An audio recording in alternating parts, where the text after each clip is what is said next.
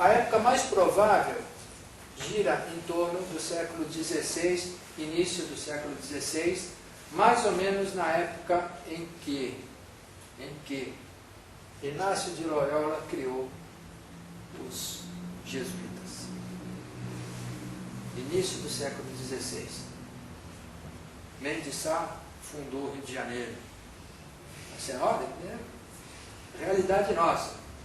Ele fundando o Rio de Janeiro aqui e o Atmarama escrevendo Hatha Yoga Pradipika, que hoje vocês vão estudando, né, pensando em dar aulas de yoga e praticar um yoga bem praticadinho. Nós estávamos engatinhando como colônia portuguesa. Essa é a época das grandes navegações. O Hatha Yoga Pradipika, ele é seguido por um outro texto também considerado muito importante.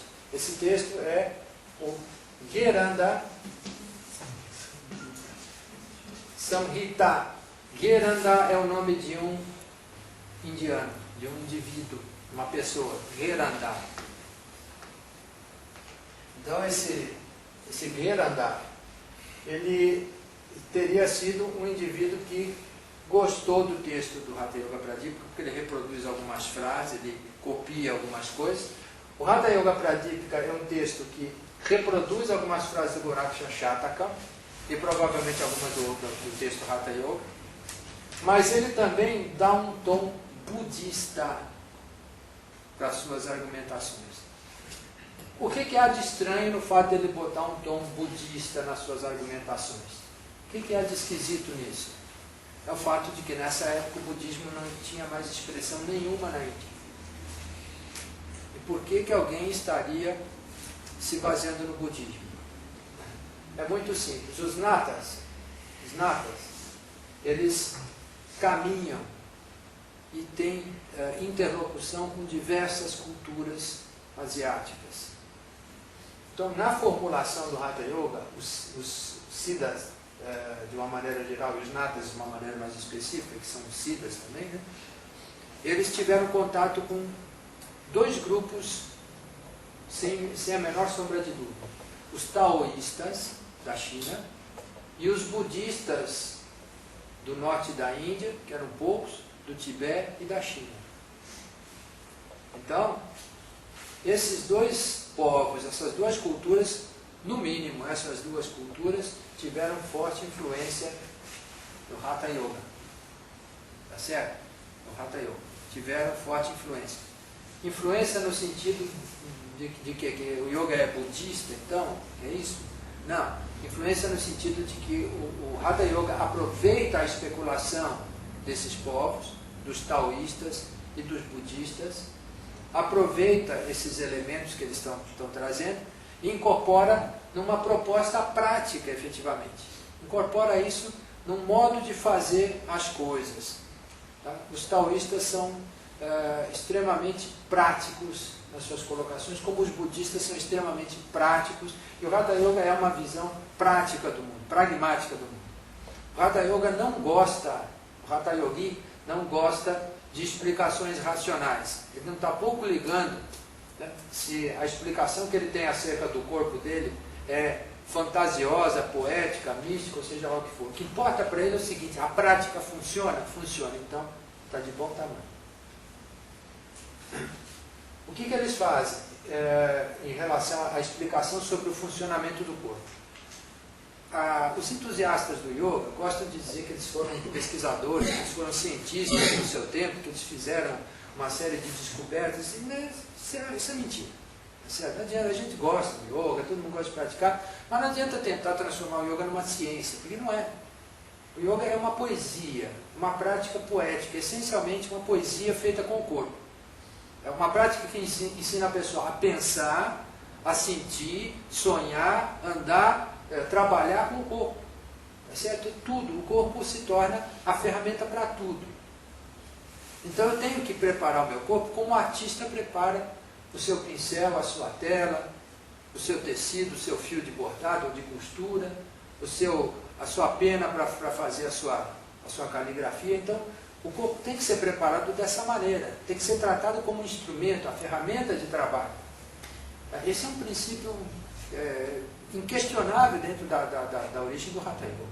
Então essa literatura traz toda essa influência de um universo que está sofrendo muitas transformações na Índia, um universo onde a população passa por muitas mudanças de caráter social, econômico, político, onde o contato com outros povos se tornou particularmente intenso.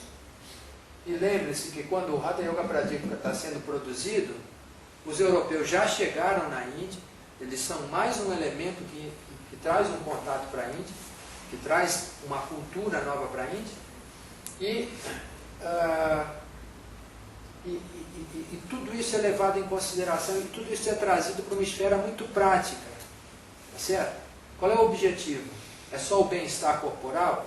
É uma ginástica para se sentir bem? Não. O objetivo é o yoga.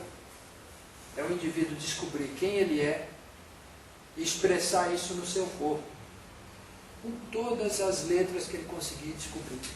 Tá certo? O alfabeto Devanagari inteirinho, de ponta a ponta. Está tudo nos chakras. Né? Então, esse conceito evolui no Gheranda Samhita, que se estima que tenha sido escrito por volta de 1640, mais ou menos, né? Por volta de, não é exatamente. E o terceiro texto, que é o Shiva Samhita,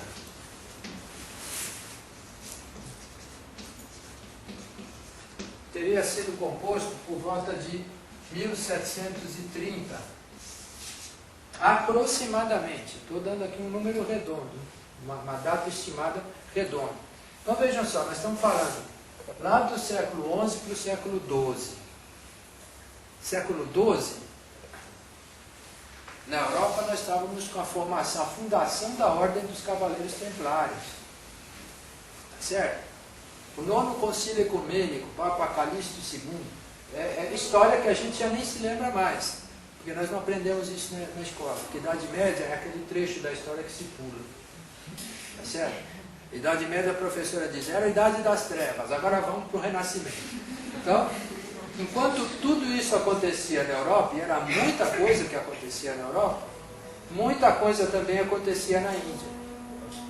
Certo? Muita coisa acontecia na Índia. Então, dessa época, do Siddhasiddhanta Bhadavi, do Gorakshashataka, até a época do Hatha Yoga Pradipika, nós temos aproximadamente uns 200 a 300 anos. A quantidade de textos produzidos nessa época vai para os milhares. Tá certo? São milhares. A gente pensa assim, se produziu um texto aqui, um texto ali, outro texto lá, outro texto acolá. As bibliotecas da Índia estão lotadas, abarrotadas de manuscritos dessa época. Manuscritos inúmeros. Tratados de medicina, tratados de astronomia, tratados de astrologia, de uma maneira genérica, poesias, literatura sobre história, literatura sobre política, literatura sobre artes marciais, tem de tudo, tem de tudo. Mas de importante sobre o Hatha Yoga, em especial, nós podemos fechar essa literatura em 3 momentos. Gorakshanata, Svatmarama, Gheranda e Shiva, o próprio. O autor de Shiva Samhita ele não se identifica, então ninguém sabe quem é. O que significa Samhita? Samhita é uma coleção, uma coletânea. Tá certo? Uma coletânea de informações, basicamente isso. Ora, o que eu estou chamando também a atenção de vocês é para o seguinte: 1730, século XVIII. Tá? Século XVIII. Nós estávamos 3 anos depois disso aqui, em 1733, a Vila Rica de Ouro Preto, em Minas Gerais, celebrava a transladação do Santíssimo Sacramento para a igreja de Nossa Senhora do Pilar, inaugurada como a matriz de Vila Rica de Ouro Preto. Diga-se passagem, o primeiro centro de iniciação em mistérios no Brasil. O subterrâneo da igreja era um templo pagão. Isso são coisas que não se conta também na história, porque é melhor cortar. Né? É melhor cortar porque a história vai ficando complicada. Mas que era a consequência de uma luta, uma guerra que acontecia na Europa, entre cristãos místicos e cristãos religiosos, entre o cristianismo de Portugal, que era templário e místico, e o cristianismo de Roma, que era religioso perseguidor. A Índia sofre do mesmo problema, padece do mesmo mal. Existem os hindus místicos, entre eles os natas e os yogis, de uma maneira geral, né? Como botar genericamente os yogis, que são os místicos, e existiam os Vaishnavas devotos, os bhaktis, que eram terrivelmente religiosos e que tinham um prazer imenso, né? Uma parte deles em cantar louvores e outra parte em perseguir os outros que não eram como eles. Os mais devotos são os mais perseguidores. É complicado isso daí, é complicado, porque o fanatismo que aparece em vários lugares do mundo, ele não expressa má intenção. O sujeito vai na maior das boas fés, ele é um sujeito de fé, um homem de fé, uma pessoa de fé, tá certo? É que de boa fé, de boa intenção, O inferno está cheio de gente de boa fé. Então o grande problema é que isso também existiu na Índia. Houve essa perseguição também na Índia, aos místicos. E curiosamente, para muita gente que costuma tratar o sânscrito como uma língua morta, a grande maioria desses textos produzidos nessa época são textos produzidos em sânscrito. E um sânscrito muito claro, muito cristalino, muito transparente, muito simples na sua estrutura, não que estivesse prejudicado, mas porque estivesse sendo muito utilizado. Então, até o século XVIII, o sânscrito era uma língua literária em uso intenso na Índia. E o yoga era um dos assuntos, um dos temas, né, principais dessa literatura sânscrita. Ora, o que tratam esses textos? De conteúdo eu falei que eu não ia entrar no conteúdo, mas esses textos falam do yoga apresentado pelo ponto de vista da arte da respiração, dos mudras de corpo, não mudras de mão, né? Mudras de corpo inteiro, asanas, que são muito semelhantes aos mudras na sua estrutura, falam um pouco sobre processos de limpeza e purificação do corpo, tá certo? Aquelas coisas nojentas, passar o barbantinho por dentro do nariz, tirar pela boca, essas coisas assim, né? Lavagem intestinais e coisas do gênero. Por quê? Porque o objetivo dos Hatha Yogis era transformar o corpo num verdadeiro templo do eu, templo do indivíduo. Não no sentido vaidoso de dizer eu sou o máximo, tá certo? Meu corpo é lindo. Não é esse, esse é o objetivo. O objetivo era outro. Era fazer do corpo uma estrutura perfeita para abrigar a perfeição do Siddhanta. Então o homem perfeito, a mulher perfeita, precisa do corpo perfeito, o corpo que receba, que seja receptivo à presença do eu. Esse era o segredo do Hatha Yoga, descobrir o corpo perfeito que recebesse, sintonizasse perfeitamente com a pessoa que estava dentro dele. Tá certo? Então por isso ele tinha que ser puro. E essa purificação, essa é uma das heranças do taoísmo, implicava inclusive na duração do corpo ultrapassar os limites comuns. Então, os Hatha Yoginas, eles costumavam acreditar que o corpo poderia ser levado a durar 200, 300, 400 anos, se preparado da maneira correta, se limpo, purificado da maneira correta. Dizem que alguns conseguiram, eu não conheci nenhum. Mas é uma questão de fé, é uma questão de confiança no sistema. Então, o que é importante é a gente não considerar que isso fosse uma infantilidade, que fosse uma crendice, né? Na verdade, é a consequência de toda uma abordagem filosófica diferente, onde o corpo não é rejeitado como uma sujeira, como uma coisa impura, mas como uma estrutura que pode estar impura ou pode estar pura. Tá certo? Eles resgatam o conceito de Patanjali que a estrutura da qual a mente se utiliza pode ser com klesha ou sem klesha, ou seja, com ou sem elementos que produzam trauma, sofrimento, incômodo, e que, portanto, se eu conseguir um corpo com o qual eu viva muito bem, ele não vai adoecer, ele não vai doer, ele não vai incomodar, ele não vai envelhecer, então ele vai durar eternamente. Tá?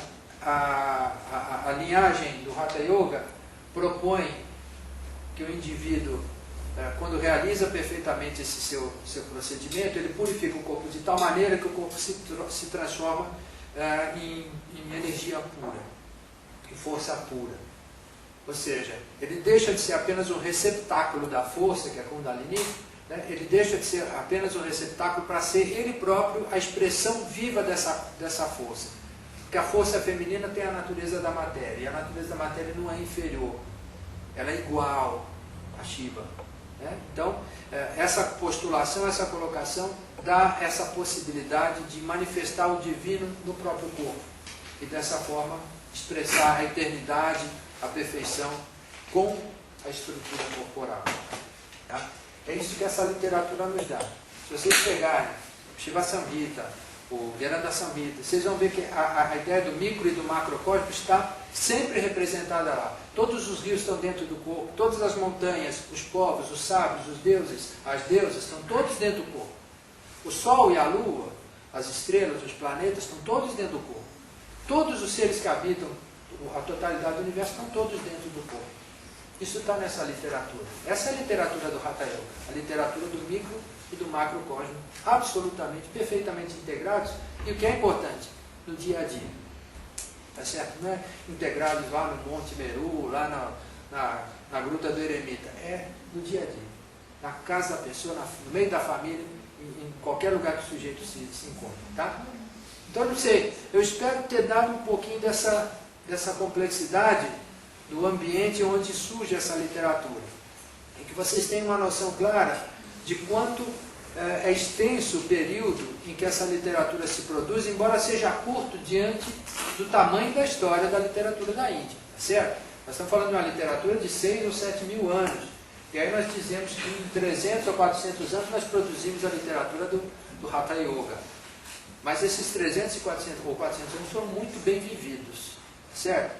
Não sei se alguém aqui tem mais de 400 anos, mas 400 anos dá para viver muita coisa, dá para fazer muita coisa. E se produziu muita substância teórica e prática. Tá? O Hatha Yoga Pradipika descreve 15 posturas, 15 asanas. O Gerada descreve 32. O Shiva Samhita fala de 84 milhões de posturas, mas descreve 4. Tá certo? Então, eles não eram lá tratados como a gente entende hoje, não era assim um guia prático do yoga, porque hoje vocês vão na livraria, vocês têm livros que ensinam a fazer 200 posturas diferentes, mas eles tratam dessa profundidade, daquilo que você precisa saber para poder fazer uma que seja perfeita. Tá? Alguma dúvida, gente? Eu vou parar por aqui. Então é isso. Mês que vem tem mais.